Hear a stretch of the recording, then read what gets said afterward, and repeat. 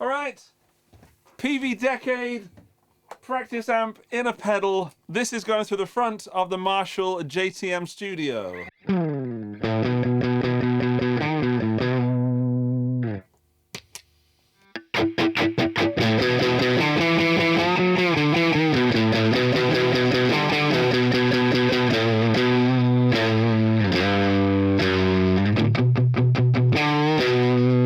Yeah, it is of course the Peavey Decade. Why is a practice amp from the 80s now in pedal form?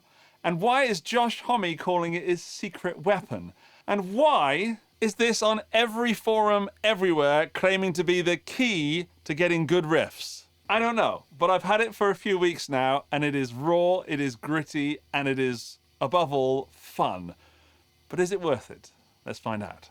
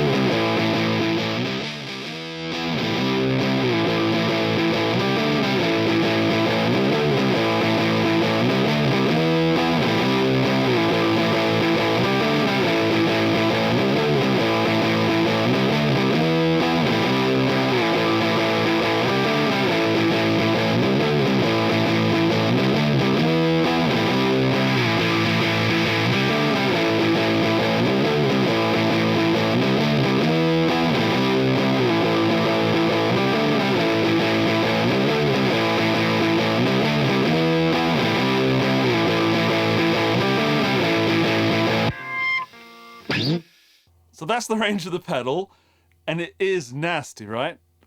But it is nasty in my favorite way. We have a pre and post gain control. We've got a 3-band EQ. You've got a bypass switch and an extra saturation switch. And these are anti-click in a true bypass circuit. In, out, 9 volts, done. And of course, with those knobs on it, it captures the practice amp vibe from the 80s. I didn't have a Decade, I had a Bandit. I had several Peavey amps over the years, and it feels quite... Peavey are definitely keying into that nostalgia vibe here, because it's working for me. I had to unbox this straight away when I got it, and then I went on holiday, but now I'm back for the video. I've never pressed this saturation switch, so we're going to do it together. So there's regular, and I'm going to put that in the middle, just in case. And then I'm going to press the saturation.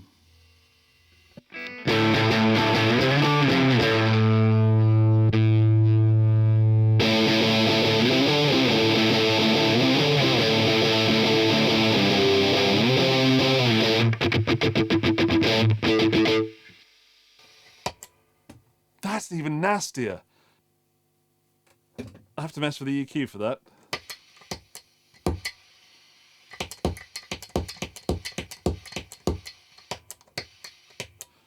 All right, it says anti-click switches. There's a lot of gain on there. Maybe you have to switch that before. That could have been better thought out. You can't tell if the saturation is switched on or off until you turn that on. And it does pop. That's frustrating. The fact that I like the sound so far, it needs to let you know if it's saturated or not before you switch it on. Otherwise, you could end up blowing something up.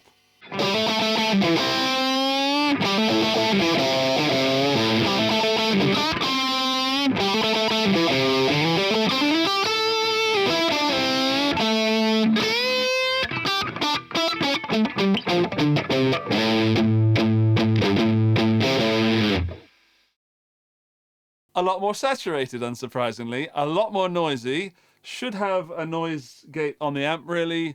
I'm not going to do that. I want you to hear the pedal. Let's do saturated versus non-saturated on the same riff.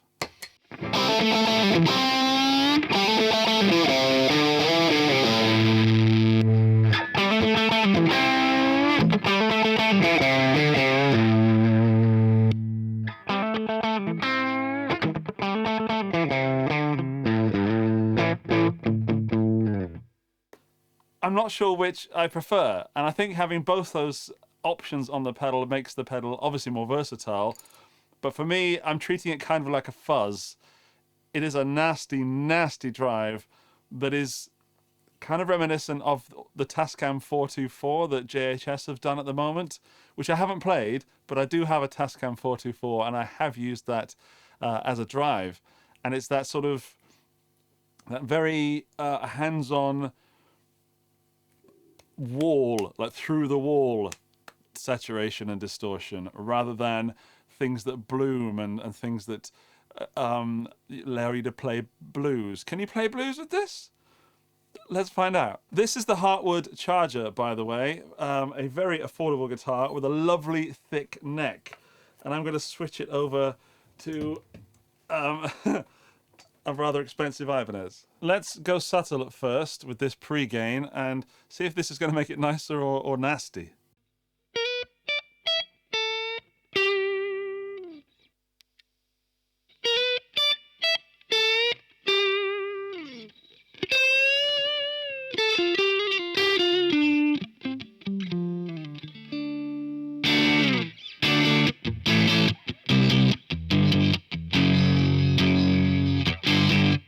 Sorry, I couldn't not riff. It isn't working for me that way. It's a bit too bright. So let's dump that, and maybe that's going to make it like nicer, more polite.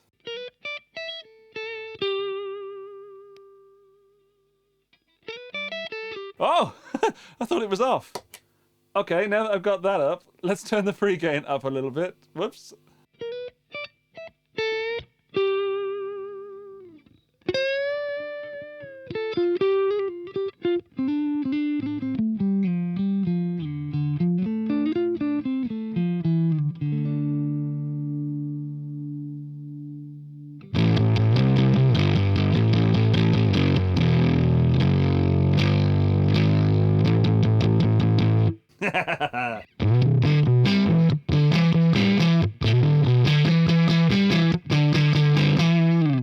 Tell me that's not a great sound. Tell me, quite literally. I love it. If you're into fuzzes and you're into nasty drives, this Peavey Decade is necessary. But it also does this kind of cool bluesy thing. And then the same sound will give you riffs. What if we go the opposite way? Cut all those lows and then boost all those mids and highs. Ear warning! If you're wearing headphones, be careful right now.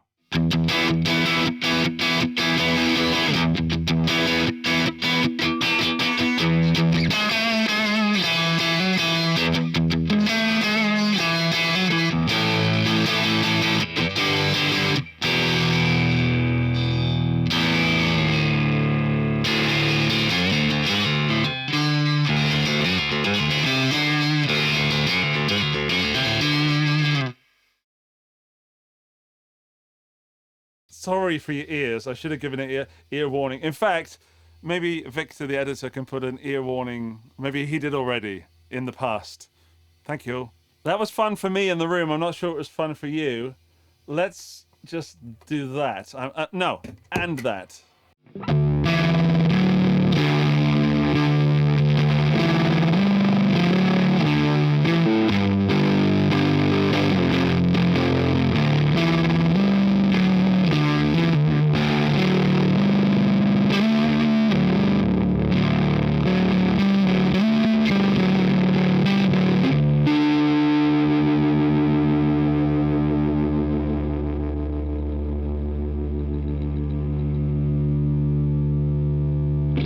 I stopped because that sounds like the guitar in Back to the Future when Marty McFly plugs into that big speaker at the beginning and he flips all the switches, which is one of the reasons I play guitar.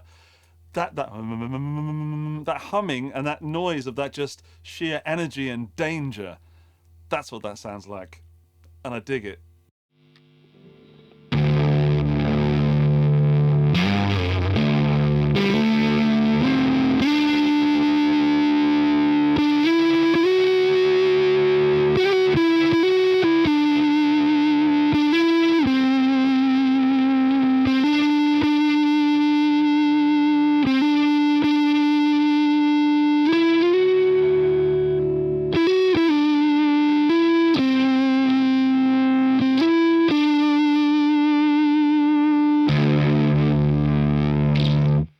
feel like I could write a whole album with this pedal. It would be very Queens of the Stone Age inspired, but it would be cool. It's a Riff Inspiration Box. That's what it is. I love it. I wonder how many times I've played it and how many times I've said I've loved it. I need to put some P90s through it because I feel that P90s is the way forward. And I feel a guitar that matches my shirt is the way to go. Let's go easy at first.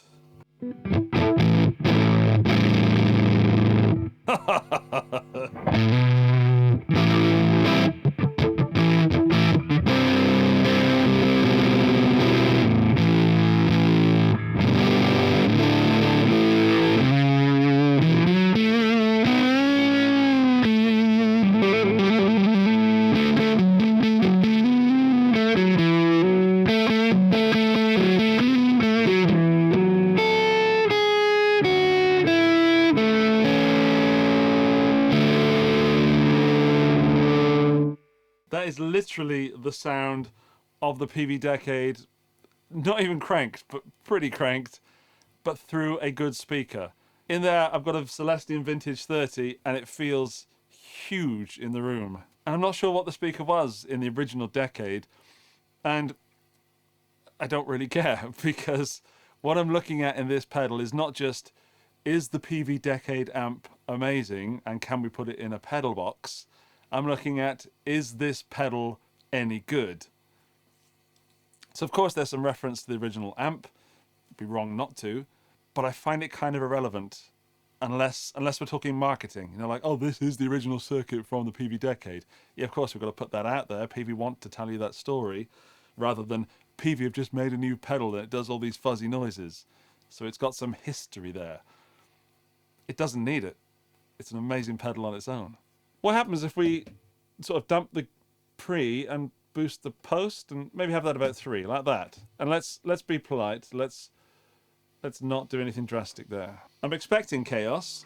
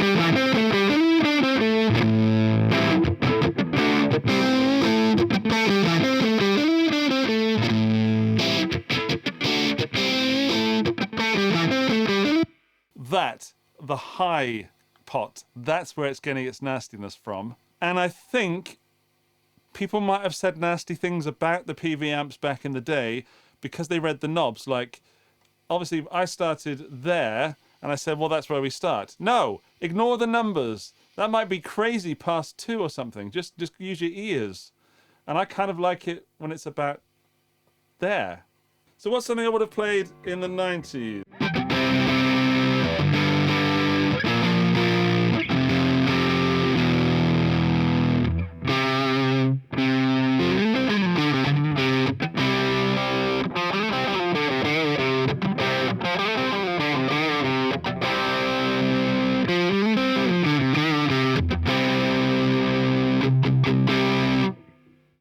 Still very nasally.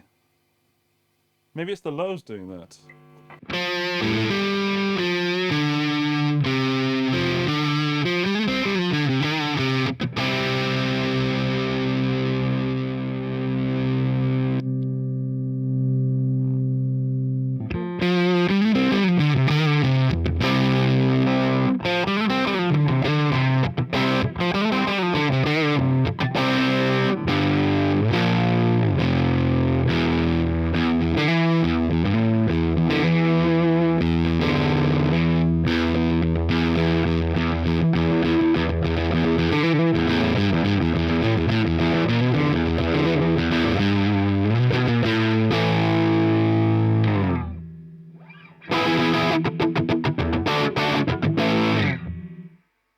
don't know if it's psychosomatic or if it still feels like I'm playing through a small amp.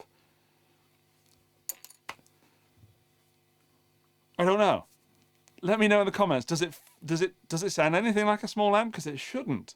Boosting those lows, cutting everything else, it should sound huge. All right, well, I am a fan of the Peavey Decade.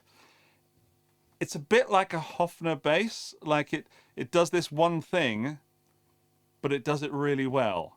It does do that softened blues, but there's that edge of chaos there. The Peavey Decade doesn't shy away from what it is. It is a nasty, fuzzy, gritty, horrible box of beauty. It is, however, on the expensive side. It seems to be built very well, and I'd hope that for a Peavey product. I love the fact that you've got the second channel and the saturation. However, I'm enjoying more the sort of pushed first channel, and I really don't like that you can't see whether you've got the saturation on or off until you turn on the pedal. That's a mistake. That should be different. The EQ is unlike any other EQ I've ever used. It is not like, oh, we'll add a little bit more, we'll cut a little bit. This is a character EQ. And then, of course, the post gain influences the sound in a very linear kind of way. Ultimately, I love the fuzzy, gritty tones from this, and it makes me want to riff. It makes me want to play guitar, and that is the sign of a good piece of gear, in my opinion.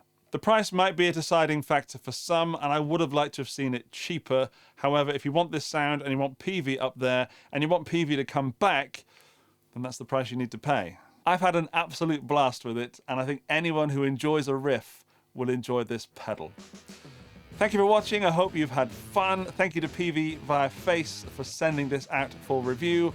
I will see you in the next video or down in the comments section. Bye-bye.